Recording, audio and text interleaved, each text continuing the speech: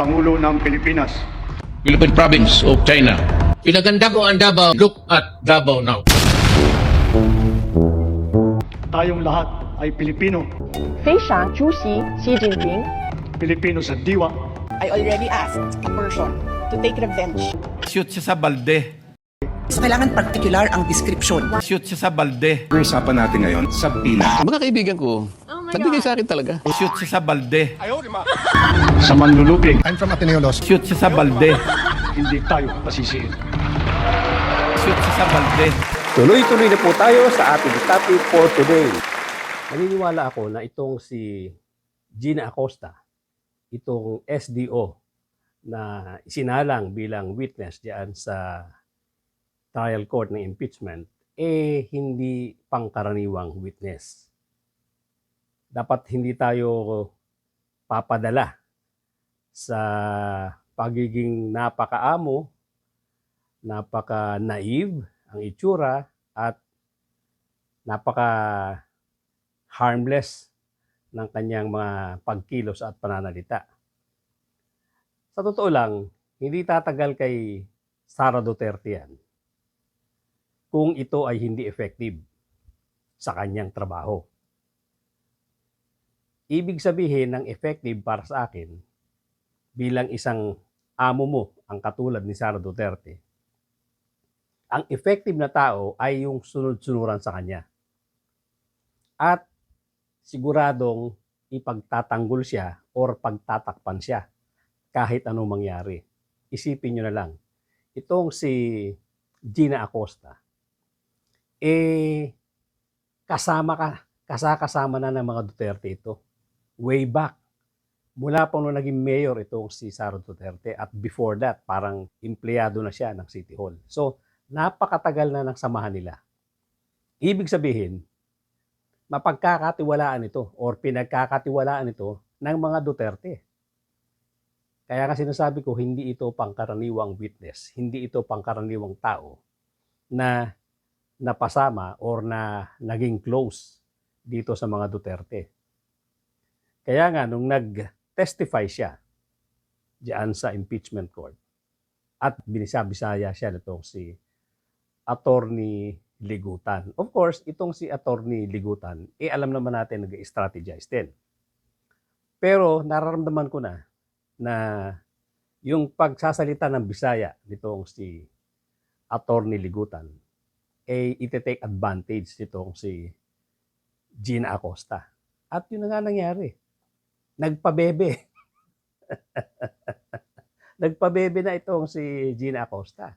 Nagpakita ng pagiging naib kunwari, ng pagiging probinsyana, na kunwari walang alam tungkol sa mga kalokohan, kunwari sunod-sunuran lang kung ano yung utos sa kanya. Nagpabebe talaga. Pero, gaya nga na sinasabi ko, sa tagal ng pagsasama nila nitong si Sara at sa tinagal-tagal na siya ay kasama ng mga Duterte, hindi ito gaya ng nakikita ng maraming tao sa pagkatao nitong si Gina Acosta. Ayaw nating maghusga pero ramdam natin kung paano niya pagtakpan itong si Sara Duterte.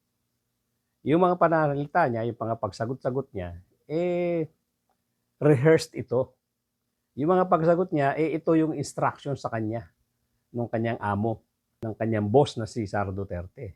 Rehearsed ito paulit-ulit lang yung mga sagot niya. At gaya nga na sinasabi ko na nagpabebe na siya dahil binibisaya siya nitong si Attorney Ligutan, magiging sanhi ito ng pagtagal ng ginagawang trial diyan sa Senate Impeachment Court na kung saan yun talaga yung gusto nila mangyari diyan. Hanggat maaari, i-delay nila yan. Hanggat maaari, yung kampo nitong si Sara Duterte, hanggat madadrag on, hanggat kaya nilang i-stretch ng todo para tumagal yan, gagawin nila. Kasi wala naman talaga silang ilalabas na ebidensya. Wala silang panlaban diyan sa prosecution. Kaya kung mapapansin nyo, ang isang nakikita kong senyales na talagang wala silang panlaban diyan sa mga inilalabas na ebidensya ng prosecution ay yung pagsasalang ng mga abogadong mga bata. Ang tawag ko nga sa kanila, puro mga OJT. Umpisa pa nung kay Narbasa. Wala na silang inilabas, wala silang ihinarap kaila Attorney Ligutan, kaila Jervil Luistro, at kaila Chel Jokno, na mga batikan na abogado. Puro mga OJT. Hanggang nung kahapon, hanggang nung isang araw, OJT pa rin ang nilabas nilang lawyer. Hindi ko na nga maalala yung pangalan. Ayoko nang maalala. Nagmumukha silang kawawa dito sa mga ginagawang pagre-represent against dito kay Attorney Ligutan at mga iba pang lawyers na nasa prosecution. Bakit ko sinabing senyales yan? Na ito ay nagpapahayag or ito ay nagsasabi na wala silang panlaban doon sa mga ebidensyang inilalabas ng prosecution. Kaya malamang-lamang, ito ang hinala ko dyan, ito ang aking theory. Nakipag-ayos itong si Sara Duterte diyan kay La Fortune, Narbasa Law Firm, na wag na siyang singilin ng todo. At malamang sinabi niya, payag akong harapin na yan ng mga bata ninyong lawyers. I-expose niyo yung mga bata ninyong lawyers yan. Kahit magmukhang OJT yung mga yan. Na nangyayari nga. Dahil nga, ang gusto lang mangyari ni Sara Duterte rito ay mag-comply. Huwag lang masabi na hindi niya hinarap itong kaso na to. Hindi niya hinarap itong impeachment proceedings na to. So, ang ginagawa niya, compliance lang. Kaya pinapabayaan niya na mga bata ang humaharap. Pinapabayaan niya na walang ka-experience. Inilalampaso ng mga veteranong prosecutors, itong mga lawyers ng depensa. Kasi kung ikaw nasa lugar na wala ka namang kasalanan at nagbabayad ka ng maayos, papayag ka ba na i-represent ka ng mga ganitong kabataan? Siyempre hindi. So anong naging theory ko dyan? Pumayag siya, basta wag lang siyang singilin ng pagkamahal-mahal, kahit Fortune Narbasa yung pangalan ng law firm na yan, pumayag siya na yung mga bata, ang isa lang dyan, yung mga OJT. Kasi nga, wala ka naman talaga magagawa. Magmumukhang kawawa or magmumukhang tanga lang yung mga veteranong lawyer na didepensa sa'yo kung wala ka naman talagang ilalaban na ebidensya. Kung wala kang panglaban doon sa ihaharap ng mga ebidensya na ang lalakas na ilalabas ng mga prosecutors. Kaya malamang-lamang ganyan na naging arrangement yan. Sige, Fortune Narbasa ka naman, hayaan mo mga bata ang ilabas mo dyan para ma-expose yung mga bata mo, pero muna ako singilin na mahal. Magko-comply lang tayo dahil wala naman talaga tayong ilalaban na ebidensya. Tapusin lang natin to. Tapusin lang natin tong trial na to.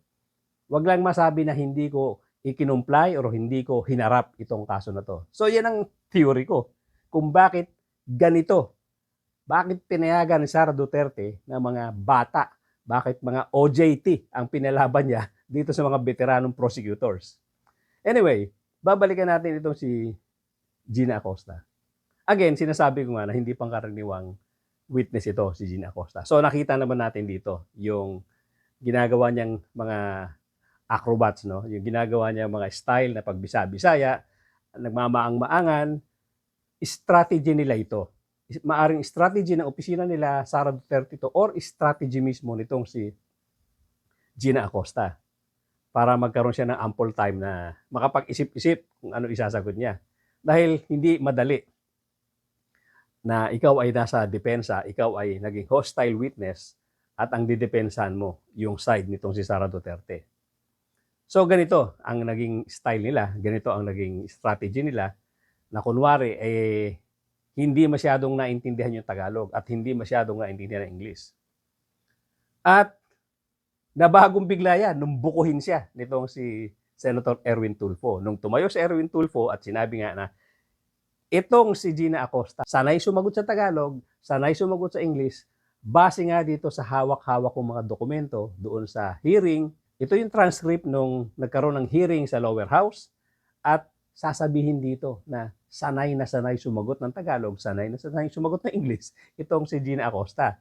So nagkabukuhan at nagalit itong si Erwin Tulfo at sinabi nga na pinaglololoko tayo ng witness na to. At magugulat ka na lang na yung mga sumunod na eksena naging matatas nang sumagot ng Tagalog. Why are you here today if you know? Na ako diri tungod sa akong sabuena. Okay. Nagipatawag ko diri sa Senado pizza August. With your permission, Attorney Ligutan, kung papahintulutan niyo po, Ms. Gina, pwede po gamitin po ninyo para mas maunawaan ng mas nakararami, Ingles o Pilipino sa pagsagot? Punahin ko lang itong sinabi ni Presiding Officer Senator Chis Escudero na sinasabi niya kung po pwede, either English or Filipino lang ang gamiting lengguwahe. Wow. Excuse me, Mr. Senator. Yung pong Bisaya ay Filipino rin yan. Hindi po tama na sabihin na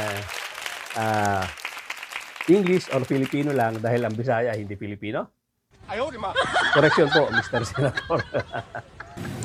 Your Honor, pwede po haluan ng Bisaya, Your Honor.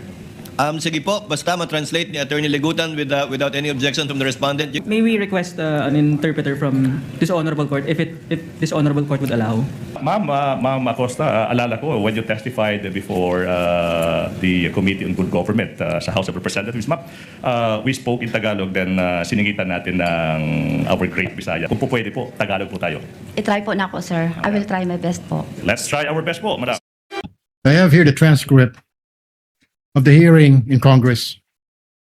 Hindi ko po maintindihan bakit parang dito hirap na hirap po siya mag-Tagalog when in fact sa Congress po nung November, Tagalog naman po ang sagot niya. Ang tanong po sa kanya, ni Congressman Luistro, payment of incentive, 11 po.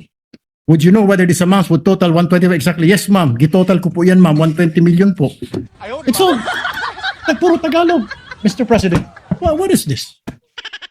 I mean, mabuti po sana, pati yung discretionary, and she's a government official, she doesn't know what discretionary means is. I mean, what it means? Dito po, sumasagot naman po siya, English, Tagalog. Yes po. Are you aware? Opo. O may authority, special dispersing officer, kasi po wala akong alam kung paano po i-implement ang mga confidential. Mr. President, tama na po itong panluloko sa atin. Please, Mr. President, compel this witness to talk in Tagalog. Kahit po yung mga Bisaya po nakakaintindi ng Tagalog, nakakasalita ng Tagalog, ano tayo sa ibang bansa? Ano tayo, mga Hapon, mga Chinese? I know, Miss Witness, you can understand. You can understand Tagalog, you can speak Tagalog dahil nandito po ito. Ilang pahina po ito. Tagalog po yung sagot po ninyo. English po, sumasagot kayo. Tinatanong kayo ng English, sumasagot po kayo. Bakit ngayon parang hirap na hirap? Kailangan i-translate sa Tagalog, sa Bisaya, sagot, Tagalog, Bisaya, Tagalog, Bisaya. Kaya abutin mo tayo ng isang taon dito, Mr. President. Ito po yun. Sumagot naman po siya. Alam nga ba naman, lulukuhin tayo ng nagtatranscribe po nito. Sagot niya. Kasi po, nagbabase lang po ako sa ibinigay ni Sir La Chica ng mga ibinalik niya sa akin. Ms. Acosta, kindly answer the question. Piatos po ang sinabi ko, ma'am, na apelido. That's all, Mr. President. Thank you, Senator Judge. Do you think, given that situation, you certified the correctness of the data? Kasi Yes or no? Yes, ma'am.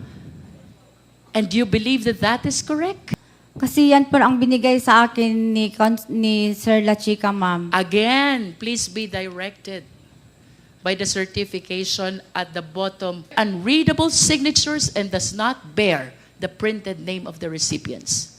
Tama po ba yun?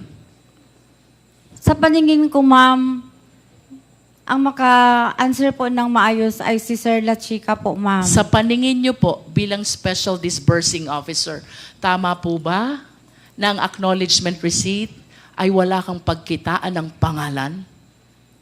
Tama po ba yun? Kasi po ang alam ko Please po... answer the question, Ms. Acosta. I believe that the question is answerable by yes or no only. Kayo po ang Special Disbursing Officer. 700 plus acknowledgement receipts with signature, unreadable, and without printed name. Tama po ba na i-certify na tama yung 700 mahigit na acknowledgement receipts na yon? Tama po o mali? Tama po, ma'am. Tama? Yes po, ma'am. Kahit wala pong pangalan? Kasi po, ang makasagot po niyan ng maayos, ma'am, pwede po si Sir La Chica. Kayo po ang mananagot doon sa 125 million as a special disbursing officer. Tama po ba nag-release kayong pera? Tapos yung acknowledgement receipt, walang pangalan ng recipient. Tama po o mali? Pwede po, ma'am, itanong po kay Sir La Chica po. kung No, ano the po ang question, nangyari. Ms. Acosta, is hypothetical, no? Kung sakali lang pong kayo mismo ang nagbigay dun sa 700 na tao yon, kayo po ang accountable disbursing officer, papayag po ba kayo na yung 700 na yon, tatanggap ng pera, tapos hindi nyo alam kung anong mga pangalan nila? Siguro po, nangyari po yun dahil po sa voluminous na transaction, ma'am. Ms. Acosta, the question is answerable only by tama o mali? Hindi po, pero depende po sa sitwasyon, You have ma'am. given your answer already. Ms. Acosta, let's proceed to the next category of acknowledgement receipt. Ito yung nangyaring hearing noon sa lower house. At kitang-kita rito talagang magaling mga Tagalog, di ba? Magaling sumagot kahit anong baliktad ng tanong nitong si Jerbil Luistro, whether Tagalog o English, nasasagot naman niya. So kitang-kita rito, tama talaga si Senator Erwin Tulfo doon sa sinabi niya. At nakaigi dahil lumandang huli, matatas ng Managalog itong witness. So nagkabukuhan at nagalit itong si Erwin Tulfo at sinabi nga na pinaglololoko tayo ng witness na to. At magugulat ka na lang na yung mga sumunod na eksena, naging matatas nang sumagot ng Tagalog. Naging matatas nang sumagot ng Tagalog, naging matatas nang sumagot ng English itong si Gina Acosta. So, halatang halata. Kaya nga sinasabi ko, hindi talaga ordinaryong witness itong si Gina Acosta, sanay ito. Hindi tatagal ito kay Sara Duterte kung hindi ito pinakikinabangan ni Sara. At kung ito ay hindi nakakapag-serve ng tama sa kanya. Ibig sabihin, lahat ng gagawin at lahat ng mga sasabihin nitong si Sara Duterte, yun lang ang susundin niya. Ganitong klaseng witness itong si Gina Acosta. Kaya wag tayong papalinlang sa itsura niyang masyadong maamo, masyado kunwaring naib, hindi naintindihan yung Tagalog, hindi naintindihan kunwari masyado yung English. Hindi po totoong ganyan itong Gina Acosta. Sanay na sanay itong ipagtanggol ang amo niya. At siguradong kinuha siya sa pwesto na yan, kinuha siya ni Sara Duterte sa pwesto na yan dahil mapagkakatiwalaan ni Sara Duterte ito at ginagawa nitong tama ang trabaho niya para mismo sa mga pangangailangan ni Sara Duterte. Yan po ang nakasala ngayon diyan sa Senate Impeachment Trial Court.